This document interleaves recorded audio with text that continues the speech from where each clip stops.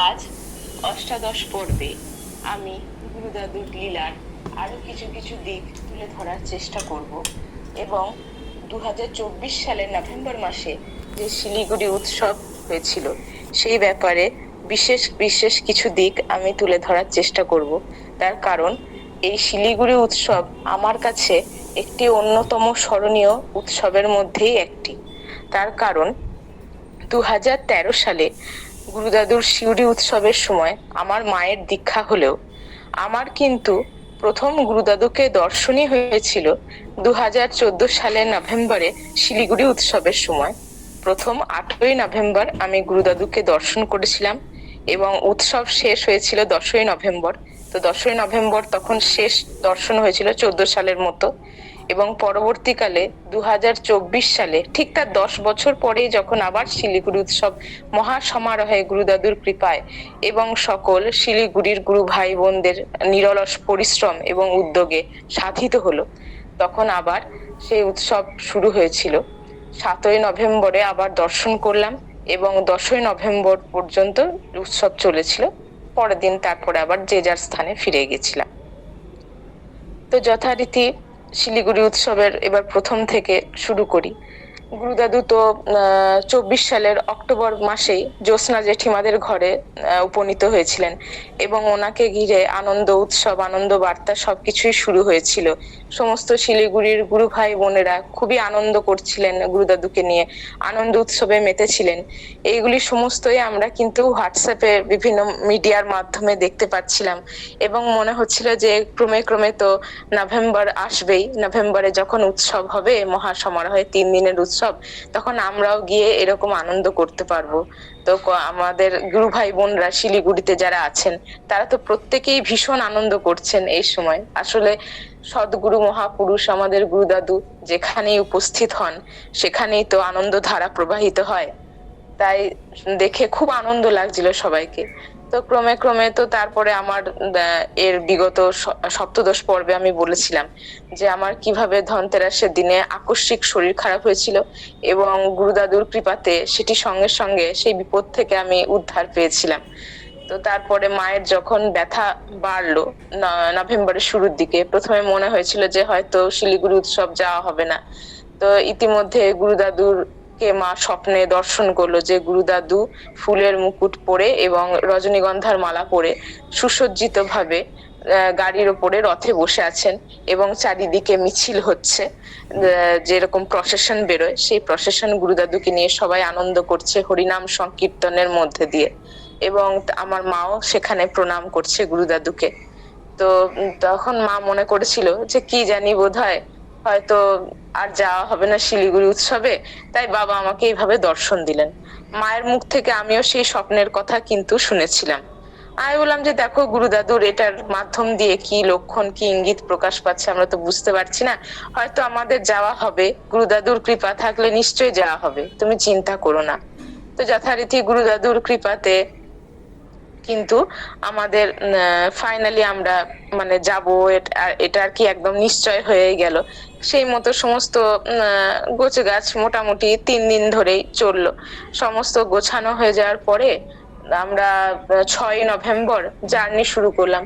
প্রথমে এখান থেকে সিউড়ি থেকে সাঁইথিয়া বাই কার এবং পরে তো সাঁইথিয়া থেকে শিলিগুড়ি ট্রেনে গেলাম এবং ট্রেনে করে শিলিগুড়ি স্টেশনে পৌঁছে সেখান থেকে লজ ক্রমশ খুঁজে সেই লজে সেই দিনটা সন্ধেবেলা হয়ে গেল। সন্ধ্যের সময় আমরা সেখানে হোটেলেই কাটালাম। গুরুদাদুকে দর্শন করতে যাওয়ার সৌভাগ্য হলো না, তার কারণ হচ্ছে মোটামুটি আমাদের পৌঁছাতেই হোটেল রুমে বেজে গেল সন্ধ্যে 7টা, এবং মায়েরও যেহেতু প্রচন্ড শরীর খারাপ, কারণ তখন অলরেডি মা এই যে জার্নিটা করলো কোমরে বেল্ট পরে কিন্তু জার্নিটা করেছে, কারণ মায়ের তখন কোমর এবং পায়ে কিন্তু অলরেডি ব্যথাটা আস্তে আস্তে বাড়তে শুরু করেছে। মাঝে বেশ কয়েক মাস 8 মাস মতো মানে ব্যথাটা অতটা ছিল না, কিন্তু আবার দুর্গাপুজোর পর থেকে একটু একটু বাড়ছিল এবং তখন রীতিমতোই মোটামুটি ব্যথা। তাও গুরুদাদুর টানে আমরা কিন্তু মানে যেহেতু শিলিগুড়ি উৎসব ভাবলাম গুরুদাদুকে দর্শন তো হবেই, তো গুরুদাদুর কৃপায় মায়ের শরীর ঠিক হয়ে যাবে। তো আমরা গেলাম যথারীতি। তো সেই দিনটা সন্ধেটা আর গুরুদাদুকে দর্শন করতে যেতে পারলাম না জ্যোৎস্না জেঠিমাদের ঘরে, হোটেলেই থাকলাম, সেবা করে আবার বিশ্রাম নিলাম। তো পরের দিন সকাল সকাল উঠেই মোটামুটি ফ্রেশ হয়ে সমস্ত কিছু সম্পন্ন করে, স্নান ইত্যাদি সম্পন্ন করে আমরা জ্যোৎস্না জেঠিমাদের ঘরে উপস্থিত হলাম। তো জ্যোৎস্না জেঠিমাদের যে অমায়িক আতিথেয়তা এবং সমস্ত গুরু ভাই বোনরা কিভাবে সেখানে একাত্ম হয়ে রয়েছেন, মানে সেটা দেখেই সত্যি খুব ভালো লাগে যে এত আন্তরিকতা, এত আতিথেয়তা, এবং সবাই খুব আন্তরিকতার সহযোগে আমাদের টিফিন সেবা ইত্যাদি জলযোগ সেবার জন্য বলছেন বারবার করে। এবং আমরা যখন উপস্থিত হলাম তখন কিন্তু গুরুদাদু ছিলেন বাগডোগরা এয়ারপোর্টে। শর্মিলা আন্টি যেহেতু আসবেন আর কি এয়ারপোর্টে ফ্লাইটে, তো শর্মিলা আন্টিকে আনতে গেছিলেন গুরুদাদু। তো যথারীতি গুরুদাদু ফিরলেন, আমরা অপেক্ষা করছিলাম তখন। তো গুরুদাদু ফিরলেন, গুরুদাদুর চরণ স্পর্শ করলাম, প্রণাম করলাম। শর্মিলা আন্টিকে একবারে সাথে নিয়ে ফিরেছিলেন। তো সঙ্গে সঙ্গে গুরুদাদু এসে মানে ভক্তদের জন্য কতটা চিন্তিত, তো শর্মিলা আন্টির সেবার জন্য তাড়াতাড়ি সবাইকে বলেন যে শর্মিলার সেবার ব্যবস্থা করো, এবং শর্মিলাকে মানে থাকার জায়গা, শর্মিলা যাতে থাকবে আর কি। মানে দাদুর সব দিকেই কতটা চিন্তা, দাদু কতটা ভক্তগত প্রাণ, তার সন্তানদের জন্য, শিষ্যদের জন্য কতটা দাদু ভাবেন, এবং আমাদের সবারই জন্য। সঙ্গে সঙ্গে বলেন তাড়াতাড়ি করে, মানে যত তাড়াতাড়ি আর কি দুপুরের সেবা হয় সেই সমস্ত আয়োজন করতে বললেন। তো যথারীতি আমরা সেবা গ্রহণ করলাম, এবং সেবা গ্রহণ করার পরে পরের দিন যেহেতু অর্থাৎ মোটামুটি ছিল নারায়ণ পুজো, তো সেই পরের দিনের নারায়ণ পুজোর জন্য অগ্রিম আগের দিন থেকেই কিন্তু সমস্ত আয়োজন শুরু হয়েছিল। মানে অর্থাৎ যে সিন্নি প্রসাদ হবে, গুরুদাদুর সিন্নি প্রসাদ মানে তো সে একদম স্বয়ং অমৃত, মানে সমস্ত কিছু মানে সমাহার সেখানে কিন্তু থাকবে। কাজে যা কিছু আর কি আয়োজন করতে হবে, তো সব গুরু ভাই গুরু বোনরা আমাদের শিলিগুড়িতে যারা রয়েছেন, তাছাড়াও যারা আসছেন আগত, তারাও কিন্তু আয়োজন করছেন। আমরাও সামান্য টুকটাক কিছু করলাম। তারপরে যথারীতি সকলের কাছ থেকে অনুমতি নিয়ে গুরুদাদুর কাছে অনুমতি নিলাম। তো ইতিমধ্যে কি হয়েছে, আমার মায়ের যেহেতু পায়ের এবং কোমরের ব্যথাটা হয়েছিল আগেই, এবং এমআরআইও করেছিল, এমআরআই করেছিল দুর্গাপুর থেকে। তো তার জন্য সেই রিপোর্টটা মা কিন্তু সাথে করেই নিয়ে গেছিল যে গুরুদাদুকে একবার দেখিয়ে নেবে। তো যখন গুরুদাদুকে দেখালো জ্যোৎস্না জেঠিমাদের ঘরে, তখন গুরুদাদু প্রথমে রিপোর্টটা দেখলেন এবং মাকে একটু মৃদু বকুনি দিলেন, বলেন হ্যাঁ এবার থেকে সারা জীবন ওষুধ খাও, আরো খাও, সারা জীবন ধরেই তোমাকে এখন ওষুধ খেতে হবে মা, কারণ শুরুতেই যদি তুমি ওষুধটা খেতে তাহলে কিন্তু এতদিনে অনেকটা ঠিক হয়ে যেত, তাহলে এটা কিন্তু এতটা বাড়াবাড়ি হতো না, ব্যথাটা হতো না। এখন সারা জীবন ধরেই তোমাকে ওষুধ খেতে হবে। তারপর রিপোর্টটা দেখে বলেন যে তোমার তো L3 এবং L4 যেটা হাড়ের, সেখানে তো গ্যাপ হয়ে গেছে, এবং তাছাড়াও যে T2 বলে একটি হাড়, সেই হাড়টিও কিন্তু তোমার ওটি নষ্ট হয়ে গেছে পুরোপুরি। তো দাদু বলেন ঠিক আছে মা, আমি তোমাকে দাঁড়াও ওষুধ ভেবে দিচ্ছি। তো দাদু তো ভাবছেন ওষুধের কথা, সবসময় চিন্তা করছেন। তো দাদু কতটা অস্থির হন সমস্ত সন্তানদের জন্য, যে তাদের কোনো যন্ত্রণা হলে বা কষ্ট হলে, শরীর শারীরিক কোনো কষ্ট বা এমনি কোনো কষ্ট হলে কত তাড়াতাড়ি সেটার উপশম হবে, লাঘব হবে, সেই চিন্তা কিন্তু সবসময় গুরুদাদুর মানে মধ্যেই থাকে। তো দেখা মা দেখছে এবং আমরা লক্ষ্য করছি যে দাদু মাঝে মাঝে মানে অস্থির ভাবে কখনো কখনো ভেতরের রুমে, মানে জ্যোৎস্না জেঠিমাদের তো অনেকগুলো রুম, উপরের ভেতরের রুমে কখনো কখনো প্রবেশ করছেন, আবার কখনো কখনো পায়চারি করতে করতে বাইরে বেরিয়ে আসছেন। এবার বেশ কিছুক্ষণ এইভাবে অনেকক্ষণ থাকার পরে দাদু বেরিয়ে এসে মাকে বলেন যে মা আমার মাথাতে কিন্তু এখনো পর্যন্ত কোনো ওষুধ, মানে আমি এখনো কিছু ভাবতে পারছি না। দিয়ে মা বলে ঠিক আছে বাবা, তুমি যেটা করবে ঠিক আছে। দিয়ে দাদুর কাছ থেকে প্রণাম করে অনুমতি নিয়ে আমরা আবার হোটেলে তাড়াতাড়ি ফিরে এলাম, কারণ মায়ের শরীরটা খুব একটা, যেহেতু পায়ে ব্যথা, কোমরে ব্যথা আছে, এবং মা বেল্ট নিয়ে যেহেতু গেছিল। আবার দুপুরে সামান্য বিশ্রাম নিলাম। এবার সন্ধেবেলার দিকে আর জ্যোৎস্না জেঠিমাদের ঘরে যেতে পারিনি, কারণ মায়ের ব্যথাটা একটু একটু বেড়েছিল। আর আমরা যে লজটিতে উঠেছিলাম সেখানে কিন্তু কোনো লিফট ছিল না, 3 তলার উপরে আমাদের রুম ছিল, কাজেই বারবার করে সিঁড়ি ভাঙা ওঠা করতে করতে ব্যথা আরো বেড়ে যেতে পারে, এই আশঙ্কাতে আর মানে আমরা সন্ধেবেলায় আর গুরুদাদুকে দর্শন করার সৌভাগ্য আমাদের হয়নি। যাই হোক, পরের দিনে অর্থাৎ 8 তারিখে 8ই নভেম্বর আমরা যথারীতি সেবক প্যালেস, মানে যেখানে গুরুদাদুর উৎসব হবে আর কি, সেখানে গিয়ে উপনীত হলাম। তো দেখছি বিশাল আয়োজন হয়েছে এবং লজটিও অত্যন্ত, সেবক প্যালেস অত্যন্ত মনোরম, মানে একবারে গ্র্যান্ড, পুরো সমস্ত কিছু খুব সুন্দর করে সাজানো হয়েছে অনুষ্ঠানের জন্য, কালচারাল যে প্রোগ্রাম হবে এবং এই 3 দিন ব্যাপী ভক্তদের জন্য যা সেবা হবে এবং গুরুদাদুর জন্য স্পেশালি যে আসন করা হয়েছে যেখানে উপনীত হবেন, তো সেই জায়গাটি এত সুন্দর করে সুসজ্জিত হয়েছে, সাজানো হয়েছে, মানে সত্যি হচ্ছে মনে হচ্ছে যে এত মনোরম এবং এই যেন মনে হচ্ছে কোনো এক স্বর্গলোক সেবক প্যালেসটিকে তখন তাই মনে হচ্ছিল। এবং সেই প্যালেসের সৌন্দর্য যেন গুরুদাদুর আগমন উপলক্ষে আরো সুন্দর হয়ে উঠেছে। তো যথারীতি আমরা গুরুদাদু যে স্থানে আর কি উপবিষ্ট ছিলেন সেখানে গেলাম এবং গুরুদাদুকে প্রণাম করলাম। এবং যথারীতি টিফিন সেবা হচ্ছিল, তো টিফিন সেবা বাইরে বেরিয়ে সবাই বুফে সিস্টেমের মতো খুব সুন্দর করে আমরা লাইনে দাঁড়ালাম। এবং এখানে সত্যি একটা ব্যাপার মানে বিশেষ উল্লেখযোগ্য যে শিলিগুড়ি উৎসবে দেখলাম যে এই যে মেনু, গুরুদাদু প্রত্যেকের হাতেই, মানে শর্মিলা আন্টি সবাইকে কিন্তু কাগজে, একটা বড় কাগজে সেখানে নারায়ণ পুজোর জন্য কি কি আয়োজন হচ্ছে, সিন্নি প্রসাদে কি কি উপাদান থাকছে, তো সেই একটি তালিকা এবং আমাদের এই যে 3 দিন ব্যাপী উৎসবে দুপুরের সেবা এবং রাতের সেবাতে ঠিক কি কি থাকছে সেটা একদম, মানে দাদু হাসতে হাসতে বলছেন মেনু কার্ড হয়েছে, তোমরা সবাই দেখো। শর্মিলা আন্টি সবাইকে দিচ্ছেন হাতে হাতে, তো আমরাও নিলাম। তো সত্যি মানে এই আয়োজন, গুরুদাদুর আয়োজন তো গুরুদাদুর মানে একদম উৎসবই যেন মহা সমারোহ, যে সমস্ত কিছুই একদম সুষ্ঠু, একদম ডিসিপ্লিনড ওয়েতে চলছে। তো যথারীতি টিফিন সেবা হয়ে যাওয়ার পরে তো আমরা আবার অনুষ্ঠানের জায়গাতে এসে বসলাম। তো অনুষ্ঠানের সঞ্চালনার দায়িত্বে ছিলেন আমাদের মালা আন্টি। তো মালা আন্টি যথারীতি, আমারও গান ছিল, আমি 8 তারিখে 2টি গান করলাম। এবং এখানে একটি বিশেষ উল্লেখযোগ্য বিষয় হচ্ছে যে যেটা প্রথম আমি পরিদর্শন করলাম সেটা হচ্ছে গীতা পাঠ।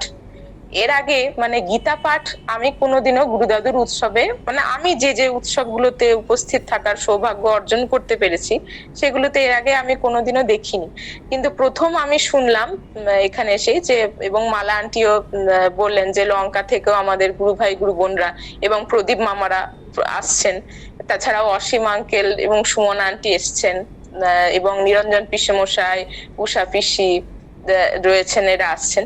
এবং সমস্ত এই যে গীতা পাঠের যে আয়োজন, এই গোটা অনুষ্ঠানটার কিন্তু কান্ডারি হচ্ছেন আমাদের দেবাশিস মামা।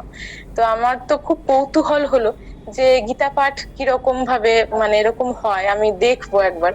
তো অসীম আঙ্কেল এবং দেবাশিস মামা আমাকেও বললেন যে তুমিও পড়ো সৃজা। এবার আমি পড়তে পারতাম সবার সাথে, কিন্তু ব্যাপারটা হচ্ছে যেটা যে আমি তো সেই সময় গীতা পাঠের জন্য যে একটা খুব সুন্দর সুসজ্জিত যে সজ্জা, সেটা সেই সময় তো মানে আমি তো জানতাম না, কারণ কোনো শাড়ি, মানে লাল পাড় সাদা শাড়ি যে ড্রেস আর কি, সেটা কিছুই নিয়ে যাওয়া হয়নি, জানতামও না যেহেতু। তা আমি ভাবলাম যে আমি চুপচাপ দেখি যে এই সুন্দর, এত সুন্দর একটা মনোরম জিনিস হবে গুরুদাদুর কৃপাতে এবং সকলের নিরলস পরিশ্রমে, এটা আমি কিন্তু দেখবো সচক্ষে। আমরা সবাই, আমি আমার বাবা মা 3 জনাই বসেছিলাম, তো বাকি সমস্ত গুরু ভাই গুরু বোনরা ছিলেন। তো যথারীতি দেখছি যে গীতা পাঠ কি সুন্দর ভাবে সারিবদ্ধ ভাবে প্রদীপ মামা, অসীম আঙ্কেল, নিরঞ্জন পিসেমশাই এবং দেবাশিস মামা প্রথমে তো মঞ্চে উপবিষ্ট হতে চাইছিলেন না, উনি বলছিলেন যে না আপনারা করুন, আমি বাকি অন্যান্য সমস্ত জিনিসটা একটু অবজার্ভ করি। কিন্তু আমরা মানে প্রত্যেকের অনুরোধে দেবাশিস মামাও কিন্তু অবশেষে এসে মঞ্চে উপনীত হলেন এবং মঞ্চকে ধন্য করলেন। তো এই 4 জন শিক্ষক, গীতা শিক্ষার শিক্ষক এবং বাকি সমস্ত লঙ্কা থেকে আগত যারা আমাদের গুরু ভাই গুরু বোন, এবং তার সাথে আরো কোচবিহার থেকেও, মাথা ভাঙা থেকে, মানে যথারীতি আমাদের শঙ্করী পিসি, আরো যারা যারা রয়েছেন তারা প্রত্যেকেই কিন্তু গীতা পাঠ এত সুন্দর ভাবে, ডিসিপ্লিন ভাবে, মানে যেন মনে হচ্ছে টিচার স্টুডেন্ট মানে প্রত্যেকের যে মিক্স আপ এত সুন্দর তালমিল, এত সুন্দর ডিসিপ্লিনড ওয়েতে, মানে এটা সত্যি মানে প্রশংসনীয়। এবং কতটা পরিশ্রম করেছেন আমাদের গীতা শিক্ষার শিক্ষা গুরুরা, মানে সেটা দেখে সত্যি আমি অবাক হয়ে গেলাম। এবং এই দৃশ্যগুলি যে 3 দিন ধরে চলেছিল, 8 তারিখ, 9 তারিখ এবং 10 তারিখ, এই 3 দিন ধরেই আমি কিন্তু ভিডিওতে একটু একটু করে এই মুহূর্তগুলিকে মানে চেষ্টা করেছিলাম তুলে ধরার। এবং তার সাথে সাথে যথারীতি আমাদের মামা বাবু মানে অজিত মামা, উনিও কিন্তু গীতা পাঠ করছিলেন বঙ্গানুবাদ করে। এবং উনি বলেন যে দাদু সবসময় বলেন যে সারাদিনে যদি ব্যস্ততার মাঝে সময় নাও পাও, অন্তত পক্ষে গীতার একটি শ্লোকও পড়ো, তাতেও কিন্তু অনেক মঙ্গল হবে।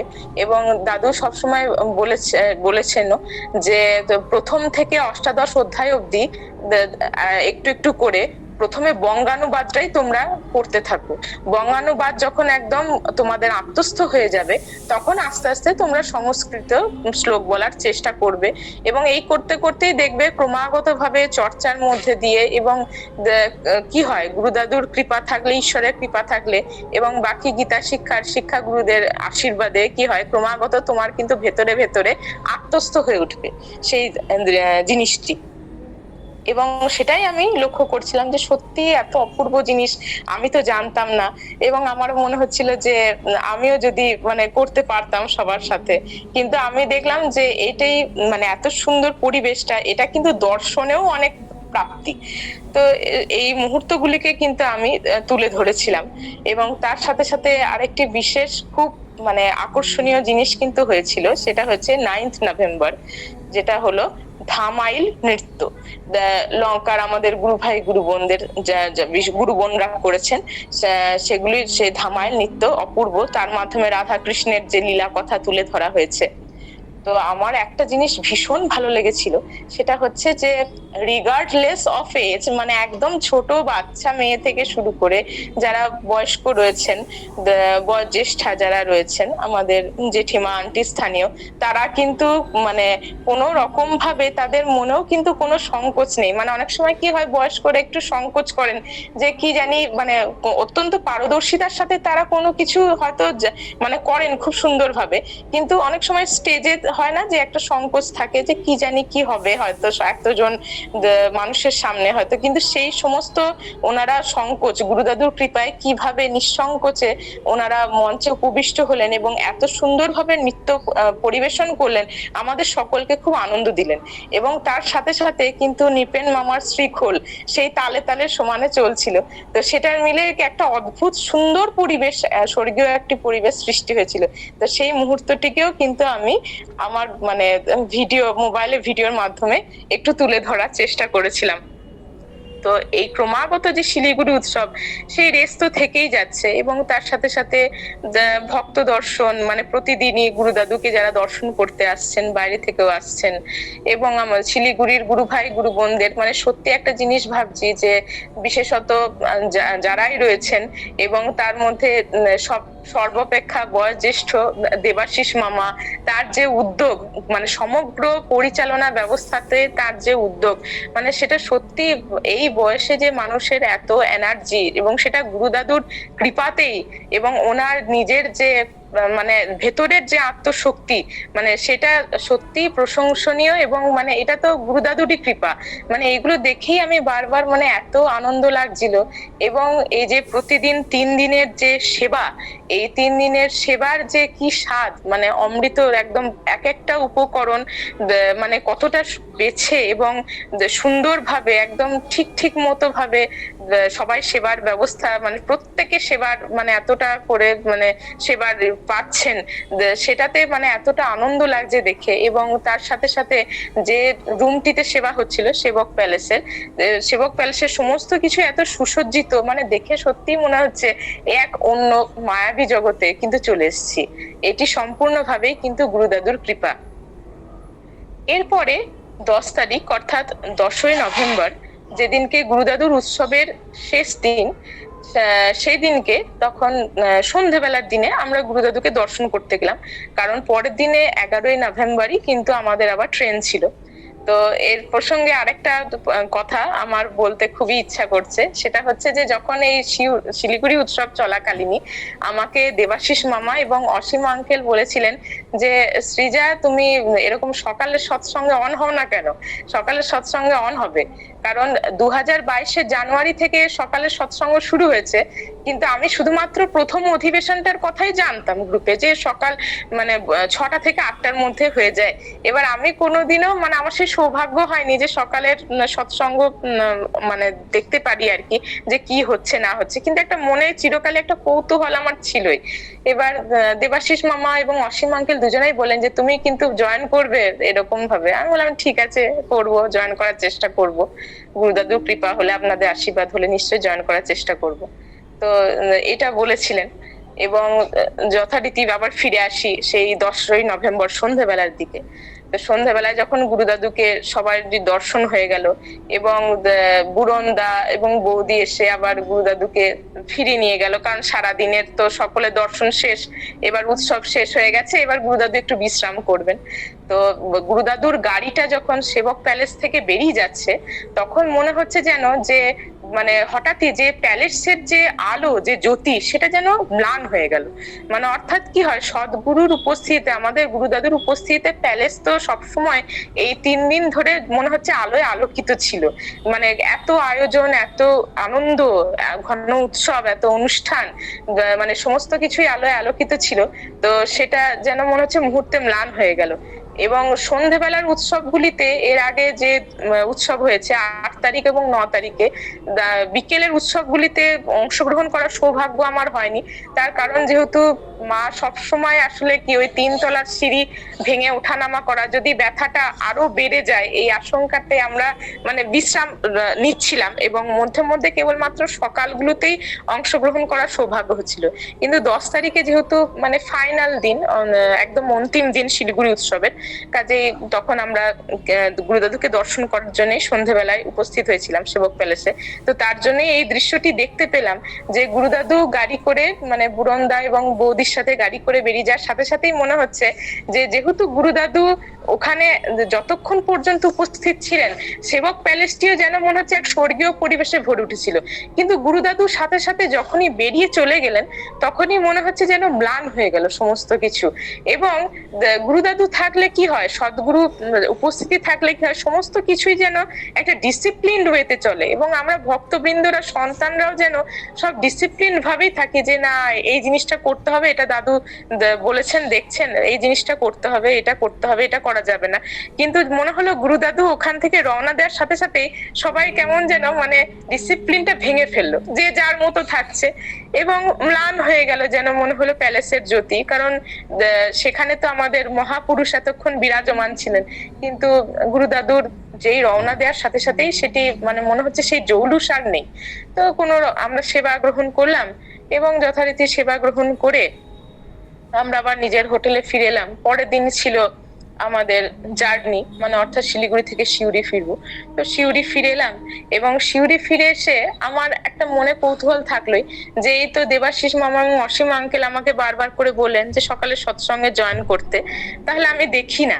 পরের দিন 12 তারিখ, 12ই নভেম্বর আমি প্রথম সৎসঙ্গ জয়েন করি, সকালে সৎসঙ্গ। তো 6টার সময় দেখলাম, এবং প্রথম 12 তারিখ এবং 13 তারিখ কিন্তু আমি শুধুমাত্র প্রথম অধিবেশনই দেখেছিলাম। দ্বিতীয় অধিবেশনের আগেই তখন অফলাইন হয়ে যাচ্ছিলাম, অতটা বুঝতে পারছিলাম না, কারণ 6টা থেকে 8টা অব্দি তো এনলিস্টেড রয়েছে। তখন এত সুন্দর করে 8টা থেকে 9টা মানে ব্যাপারটা বুঝতে পারিনি যে দ্বিতীয় অধিবেশনেও এত সুন্দর একটা জিনিস হয়। তো 14 তারিখে আমি হঠাৎ দেখলাম যে না, দ্বিতীয় অধিবেশন অব্দি থাকি, তো দেখি কি হচ্ছে। তখন দেখলাম সবাই এক এক করে কি সুন্দর গীতা পাঠ করছেন, এবং আমাদের এই যে 4জন গীতা শিক্ষার শিক্ষক যারা রয়েছেন, গুরুদেব, অসীম আঙ্কেল, দেবাশিস মামা, নিরঞ্জন পিসেমশাই, প্রদীপ মামা, এরা কত ধৈর্য সহকারে কি সুন্দর আস্তে আস্তে ভাবে প্রত্যেককে সুযোগ দিচ্ছেন এবং প্রত্যেককে গীতা শেখাচ্ছেন 2টি করে শ্লোক। মানে এটা দেখে সত্যি মানে আমার খুব অবাক লাগলাম, অভূতপূর্ব, মানে একদম স্তম্ভিত হয়ে গেলাম। তো এরপরে অসীম আঙ্কেল আমাকে বলেন যে সৃজা, এরপর থেকে তুমিও থাকবে। এবং আমার খুব ভালো করেই মনে আছে, তখন কিন্তু রাজবিদ্যা রাজগুহ্য যোগ অর্থাৎ নবম অধ্যায় শুরু হয়েছিল। তো অসীম আঙ্কেল বললেন যে এখন তো 6টা শ্লোক হয়ে গেছে, তো তুমি এর পরের দিনে 5 নম্বর 6 নম্বর শ্লোকটা বলবে, এবং 7 নম্বর থেকে আবার নতুন করে পাঠ শুরু হবে। তা বললাম ঠিক আছে আঙ্কেল। তো 14ই নভেম্বর প্রথম দ্বিতীয় অধিবেশন জয়েন করলাম, এবং 15ই নভেম্বর থেকে গীতা শিক্ষার পাঠ গ্রহণ করে ভাবলাম কি অপূর্ব, সত্যি মানে এই জিনিসটা কেন কেন আগে পাইনি। তার কারণ হচ্ছে যে আমি স্কুলে থাকাকালীন মোটামুটি আমার বয়স যখন 7 বছর, তখন একটু একটু করেই কিন্তু গীতা পাঠ এই চর্চা করার কথা, মানে আমার বাড়িতেও আমার মা বলেছিল। তখন ভক্তি যোগটা কেবলমাত্র আংশিক জানতাম। যখন 9 বছর, তখন আমাদের স্কুলে কিন্তু সম্পূর্ণ ভক্তি যোগ পড়ানো হয়। তো সম্পূর্ণ ভক্তি যোগটা শিখেছিলাম, কিন্তু বাকি অধ্যায়গুলি যে এত সুন্দর করে ধাপে ধাপে, কতটা সুন্দর করে নিরলস পরিশ্রম দিয়ে আমাদের গীতা শিক্ষাগুরুরা শিখিয়েছেন, মানে সেটা ক্রমে ক্রমে আরো বুঝতে পারলাম। তো এই এত সুন্দর অপূর্ব এত একটি ক্লাস এবং এই যে সৎসঙ্গ অধিবেশন, তো এগুলি গুরুদাদুর কৃপায় এবং আমাদের সকল গুরু ভাই গুরু বোন যারা রয়েছেন প্রত্যেকের উদ্যোগে এত সুন্দরভাবে হয়ে আসছে। তো এটার জন্যই কিন্তু সকলকে, মানে সত্যি এটা গুরুদাদুর কৃপা, এবং সবাইকে অনেক অনেক গুরুজনদেরকে মানে প্রণাম জানাই যে এত সুন্দর একটি প্ল্যাটফর্ম দেওয়ার জন্য, যে প্রত্যেককে মানে সবাই নিজেদের ভেতরের যে যা কিছু আর কি হয়তো সুপ্ত যে আত্মিক শক্তি, সেটাকে কিছুটা প্রকাশ করার তারা সুযোগ পায়। তো এইভাবেই প্রথম 12ই নভেম্বর আমি সকালে সৎসঙ্গ জয়েন করি। তারপর থেকে ক্রমাগত ভাবে জয়েন করার চেষ্টা করি, যে মাঝে মাঝে হয়তো কোনো কোনো সময় ব্রেক হয়ে যায়, কিন্তু তবু জয়েন করার চেষ্টা করি এবং দেখি যে এত অপূর্ব আমাদের গুরুদাদুর কৃপা, এবং তার সাথে সাথে আমাদের প্রত্যেক গুরু ভাই গুরু বোন তাদের প্রত্যেকেরই এত স্পেশালিটি, প্রত্যেকে নিজেদের কিভাবে আমাদের সকলকে সমৃদ্ধ করছেন। এভাবেই সবাই সমৃদ্ধ করুন। তো প্রণাম, আজকে এই পর্যন্তই। আবার পরের অন্য পরবর্তী পর্বে গুরুদাদুর আবার লীলা কথা তুলে ধরার চেষ্টা করব। প্রণাম।